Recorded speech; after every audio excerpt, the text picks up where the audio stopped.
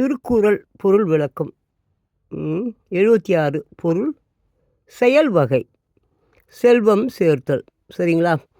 பொருள் அல்லவரை பொருளாக செய்யும் பொருள் அல்லது இல்லை பொருள். மறுபடியும் பாருங்க. பொருள் அல்லவரை பொருளாக செய்யும் பொருள் அல்லது இல்லை பொருள்.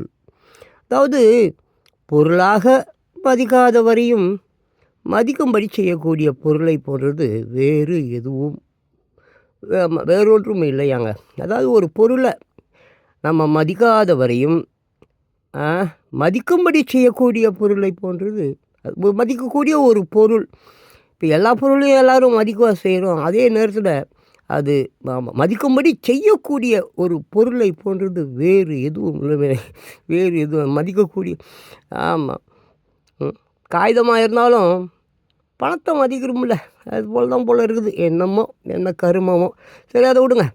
ஆமாம். இல்லாரை எல்லாரும் எள்ளுவர் செல்வரை எல்லாரும் செய்வர் சிறப்பு.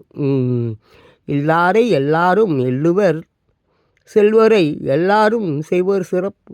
அது சரி, அதான் பொருள் இல்லாதவரை எல்லோரும் இகழ்வர், பொருள் உடையவரை அனைவரும் போற்றுவர். தெரிஞ்ச விஷயம் தானேங்க. திட்டு பசங்களை போற்றுவது இல்லையா? பொருள் இல்லாதவரை எல்லோரும் யாருங்க? நல்லவர்கள் தானே.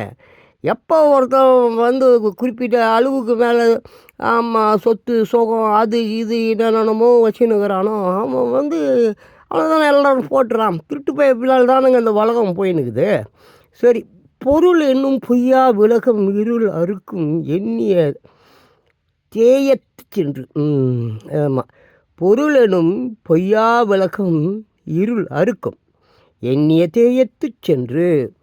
பொருள் என்னும் உண்மை விளக்கு. பொருள் என்னும் உண்மை விளக்கு பலவிடம் சென்று பகை இருளை அகற்றுமாங்க.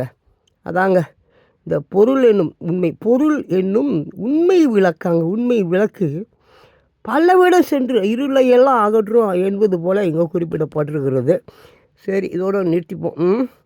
ஓகேவா? திருக்குறள் திருவள்ளுவருடைய வாட் இஸ் இட் பார்த்துங்க. ஆமாம், இப்படி தான் இருக்குது எல்லாமே.